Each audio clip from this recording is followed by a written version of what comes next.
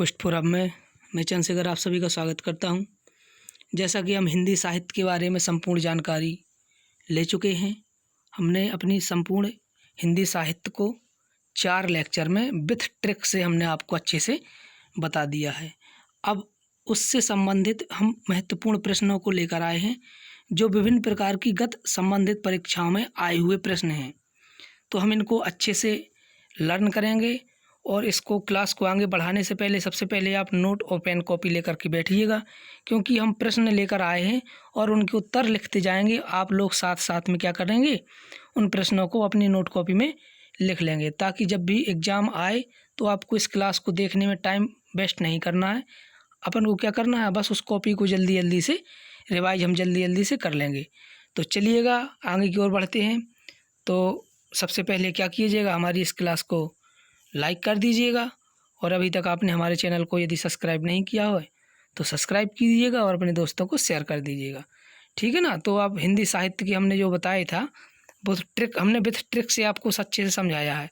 यह क्लास है जो ये यूपी पुलिस हो गया, एसआई हो गया, यूपीएसआई, लेखपाल, यूपी टेट, सुपर टेट और विभिन्न परीक्षाओं में जो राज्य से संबंधित होती है, जिनमें हिंदी आता है, वह इस क्लास के लिए क्या होगी, ये इम्पोर्टेंट होगी। तो चलिए इसी क्रम में हम आगे की ओर बढ़ते हैं। तो पहला प्रश्न क्या है, पहला प्रश्न क्या कह रहा है कि वाणी के क्रांतिकारी कवि किन्हें कहते हैं। किसके, वाणी के क्रांतिकारी कवि। क्रांतिकारी को डिटेक्टर भी कहते हैं। क्या कहते हैं, डिटेक्टर, अर्थात वाणी के डिटेक्टर किन्हें कहते हैं।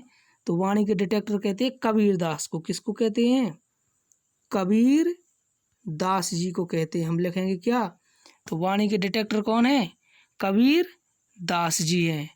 और ठीक है, दूसरा प्रश्न क्या कह रहा है, पहला को कबीर दास, दूसरा क्या है, दूसरे नंबर क्या कह रहा है, भारत के शेक्सपियर किन्हें कहते हैं।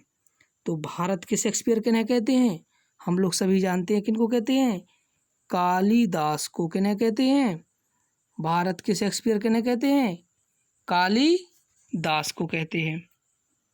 ठीक, भारत के शेक्सपियर किन्हें कहते हैं, कालिदास को। हमने कहा था ना, आप बैठिए नोट पेन लेकर के बैठिएगा और उनको अच्छे से लिखते जाइए। तो भारत के शेक्सपियर किन्हें कहते हैं, कालिदास को। अब अष्टछाप के कवि कौन है, याद रखेंगे, कवि और संस्थापक में अंतर है। यदि कवि पूछा जाए तो कौन होंगे, सूरदास होंगे। कौन होंगे, सूरदास होंगे। और यदि संस्थापक आता, संस्थापक पूछते तो कौन होंगे, विट्ठल देव। कौन, विट्ठल देव होंगे। विट्ठल देव कौन होंगे, संस्थापक। और कवि पूछे तो कौन होंगे, सूरदास। किसके, अष्टछाप के। चलिए इसी क्रम में आगे की ओर बढ़ते हैं। अगला क्वेश्चन क्या कह रहा है, अगला प्रश्न कह रहा है वात्सल रस के सम्राट कौन है। वात्सल रस के सम्राट कौन है, तो कौन है, सूरदास जी है। कौन, सूरदास हैं, वात्सल रस के सम्राट कवि हैं। ठीक है, चलिए इसी क्रम में आगे की ओर बढ़ते हैं। आदि कवि किन्हें कहते हैं, आदि कवि कहते हैं वाल्मीकि को। किनको, आदि कवि कहते हैं वाल्मीकि को कहते हैं आदि कवि।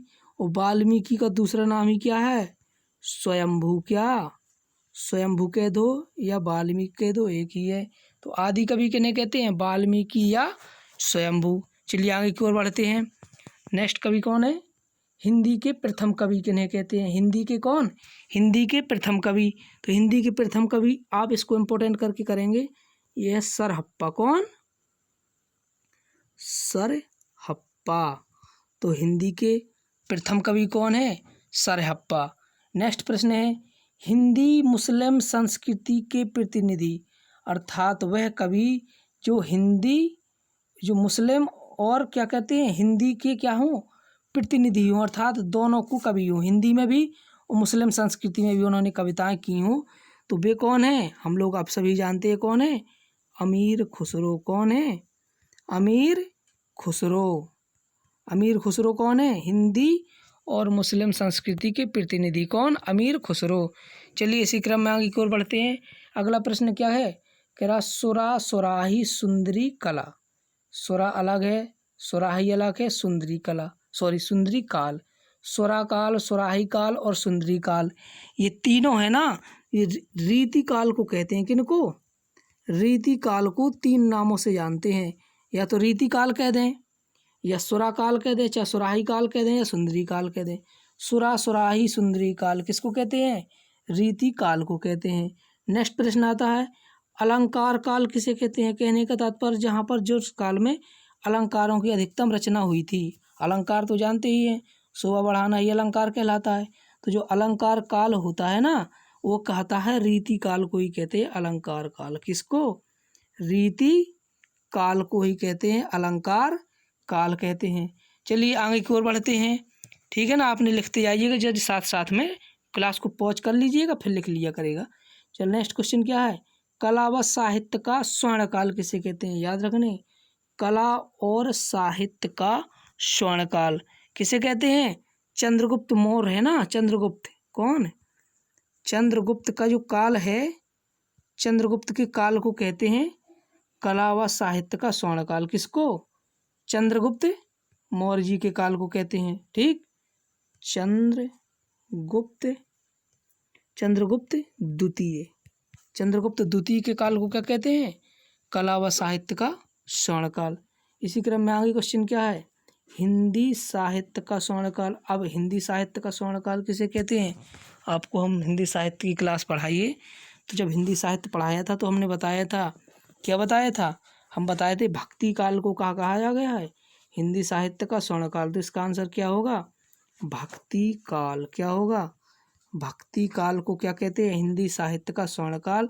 और कला व साहित्य का स्वर्णकाल किसे कहते हैं? चंद्रगुप्त द्वितीय के समय को। क्यों कहते हैं? क्योंकि उस समय पर चंद्रगुप्त जब द्वितीय शासन कर रहे थे, तो वहाँ पर कला और साहित्य को बहुत बढ़ावा दिया गया था। ठीक, इसी क्रम में आगे की ओर बढ़ते हैं।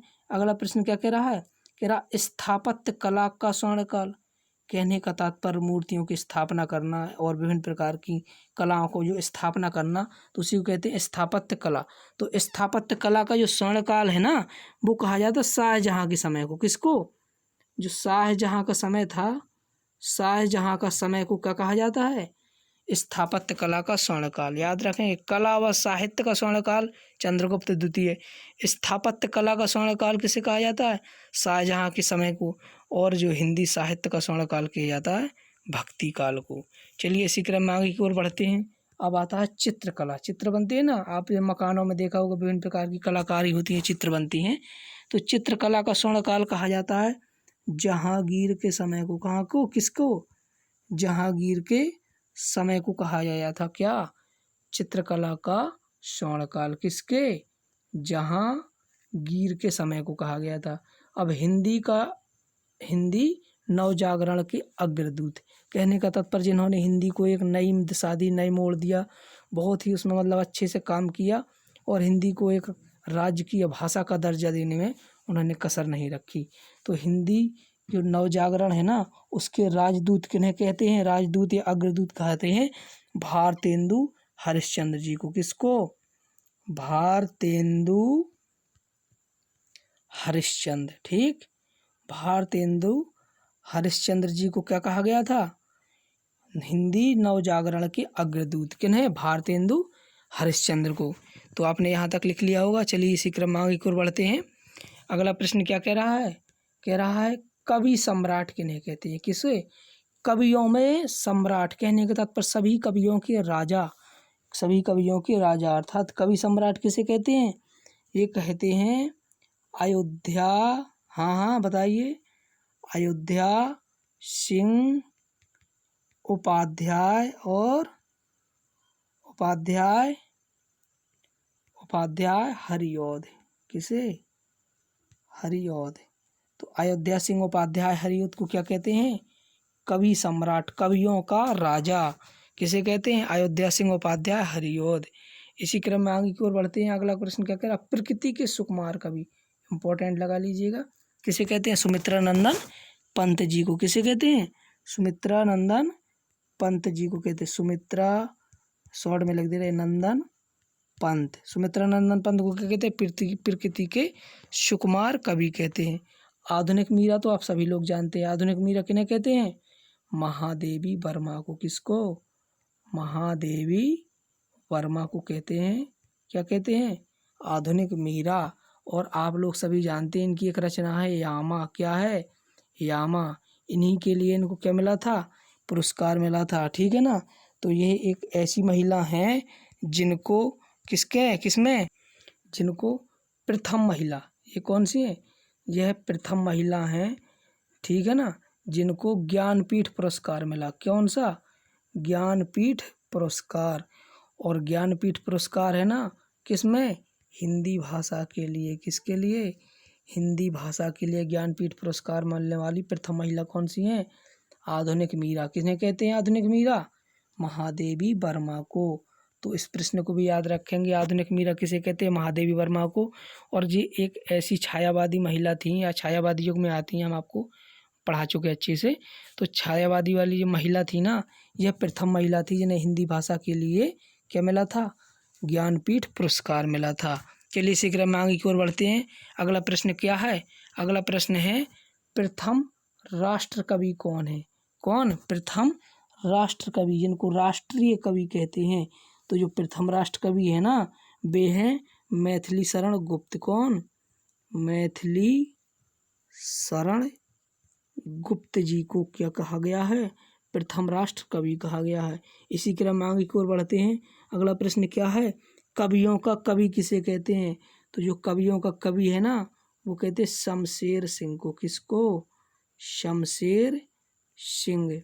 शमशेर सिंह को क्या कहा गया है, कवियों का कवि कहा गया है। और प्रथम राष्ट्र कवि किन्हें हैं, मैथिली शरण गुप्त को। कवियों का कवि किसको कहा गया है, शमशेर सिंह को। और अगला प्रश्न क्या कह रहा है, हिंदी साहित्य के प्रथम गीतकार।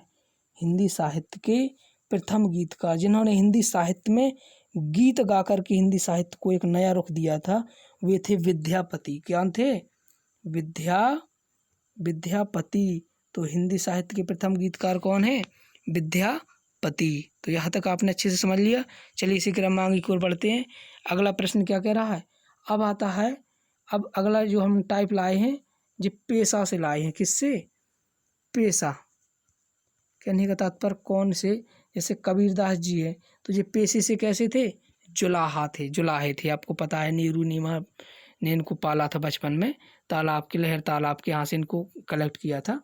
तो क्या है, कबीरदास जी थे जो पेशा से किसे थे, जुलाहा। रैदास के क्या थे, मोची, इनको रट्टा मारना है। नामदेव क्या थे, दर्जी। और सदना कौन थे, कसाई थे। सदना कसाई, नामदेव दर्जी, रैदास मोची, और कबीरदास क्या थे, जुलाहा थे। चलिए इसी क्रम में आगे की ओर बढ़ते हैं। अगला प्रश्न क्या कह रहा है, श्रृंगार रस के प्रमुख कवि कौन है। तो कौन है, बिहारी जी। श्रृंगार रस के कौन है, बिहारी लाल। और ये कौन से हैं, बिहारी लाल, ये रीतिकाल के महत्वपूर्ण कवि हैं।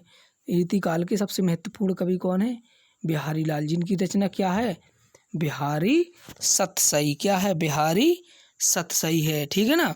चलिए इसी क्रम में इम्पोर्टेंट क्वेश्चन आता है। इम्पोर्टेंट क्वेश्चन क्या, भारत का पहला हिंदी समाचार पत्र कौन था। तो भारत का पहला हिंदी समाचार पत्र क्या था, उद्दंड मार्तंड। क्या था, उद्दंड मार्तंड। और इसी क्रम में हमको क्या याद रखना है, हमको एक डेट याद रखना है, 30 मई 1826। इसको अच्छे से नोट कर लीजिएगा। 30 मई 1826 को नाम क्या है, जुगल किशोर। क्या, जुगल किशोर। क्या नाम है, जुगल किशोर। आप नाम याद रखेंगे। तो जो है ना, भारत का पहला हिंदी समाचार पत्र है उद्दंड मार्तंड, इसको जुगल किशोर ने 30 मई 1826 को क्या किया था, प्रकाशित किया था। इसीलिए 30 मई को क्या मनाते हैं, समाचार पत्रकारिता दिवस। क्या मनाते हैं, हिंदी पत्रकारिता दिवस। क्या मनाते हैं, हिंदी पत्रकारिता दिवस। तो क्वेश्चन आता है, हिंदी पत्रकारिता दिवस कब मनाते हैं, 30 मई को। और हिंदी का प्रथम समाचार पत्र क्या था, उद्दंड मार्तंड। ठीक है ना। और इसको प्रकाशित किसने किया था, जुगल किशोर ने। कितने सारे प्रश्न हो गए, ठीक है ना। तो इतने हम प्रश्नों को अच्छे से नोट कर लेंगे और लिख लेंगे। चलिए आगे की ओर बढ़ते हैं। अगला प्रश्न क्या है, अगला प्रश्न है, प्रथम व्यास सम्मान किसको मिला। किसको, प्रथम व्यास सम्मान किसको मिला। तो बताइएगा, प्रथम व्यास सम्मान किसको मिला। प्रथम व्यास सम्मान मिला था रामविलास शर्मा को। किसको, रामविलास शर्मा जी को। किनको? यहीं पे लिखा है, रामविलास शर्मा को क्या मिला था? प्रथम व्यास सम्मान मिला था। ठीक। और अगला प्रश्न क्या है? प्रथम ज्ञानपीठ पुरस्कार किसको मिला? पुरुषों में। हम आपको अच्छे से बता चुके हैं, हिंदी साहित्य की आपने क्लास देख ली होगी तो हमने बिल्कुल ट्रिक से बताया है वहाँ पर संपूर्ण जानकारी। ये हम प्रश्न लाए हैं ना, ये सारे के सारे प्रश्न हम आपको हिंदी साहित्य आपको चार चैप्टर में पढ़ाइए, आप उसको देखिए तो आपको ये हलवा लगे एकदम बिल्कुल आसान, आप इनको आसानी से हल कर सकेंगे। तो प्रथम ज्ञानपीठ पुरस्कार जो पुरुषों में मिला था, और किसके लिए? हिंदी भाषा के लिए। किसके लिए? हिंदी भाषा के लिए। किसको मिला था? सुमित्रा नंदन पंत को मिला था। किसको? सुमित्रा नंदन पंत को प्रथम ज्ञानपीठ पुरस्कार पुरुषों में हिंदी भाषा के लिए दिया गया था। चलिए, इसी क्रम में आपको बता चुके प्रथम ज्ञानपीठ पुरस्कार महिला में हिंदी भाषा के लिए किसको मिला था? तो हमको आपको बता चुके किसको मिला था? महादेवी वर्मा को। अभी बताए ऊपर किसको? महादेवी वर्मा को। और किसके लिए? यामा के लिए मिला था। किसके लिए? यामा के लिए मिला था। ठीक। इसी क्रम में अगला प्रश्न क्या कह रहा? आधुनिक कवियों के सुमेरु किन्हें कहते हैं? आधुनिक कवियों के सुमेरु। तो आधुनिक कवियों के सुमेरु किन्हें कहते हैं? जयशंकर प्रसाद जी। और जयशंकर प्रसाद जी के बारे में आपने बहुत अच्छा हमने तथ्य बताया था। क्या बताया था? इन्होंने अपने जीवन काल में 3 शादियां की थी और तीनों इनकी पत्नियों की क्या हो गई थी? मृत्यु हो गई थी। ठीक। इनकी बहुत सारी रचनाएं हैं, आपको रटी होंगी। कंकाल, तितली, है ना, आंधी, झरना, है ना, लहर, ये सारी सारी इनकी इम्पोर्टेंट रचनाएं हैं। चलिए, इसी क्रम में आगे की ओर बढ़ते हैं। अगला प्रश्न क्या है? अष्टछाप के संस्थापक। हमने वहाँ पर ऊपर पढ़ाया है अभी आपको। अष्टछाप के कवि कौन बताए थे? हमने सूरदास बताए थे। और संस्थापक क्या बताए थे? विट्ठल देव। यहाँ पर आ भी गया है। अगला प्रश्न क्या? पुष्टि मार्ग के संस्थापक कौन है? वल्लभाचार्य जी हैं। किसके? पुष्टि मार्ग के संस्थापक वल्लभाचार्य जी के। तो ये हमारे क्या थे? इम्पोर्टेंट प्रश्न थे जो गत परीक्षाओं में, गत एग्जामों में आए हुए हैं। तो आपको ये प्रश्न कैसे लगे? आपको अच्छे लगे हैं तो कमेंट करके हमें ज़रूर बताइएगा। और यदि क्लास अच्छी लगी हो तो लाइक कर दीजिएगा, शेयर कर दीजिएगा और सब्सक्राइब भी कर लीजिएगा। अभी तक आपने नहीं किया हो तो दोस्तों को जोड़ लीजिएगा। तो चलिए, हम अगले क्रम में हम आगे कुछ और नया करके लाएंगे। तो तब तक हमारे साथ जुड़े रहिए, बने रहिए। Thank you for watching. Thank you so much. Thank you.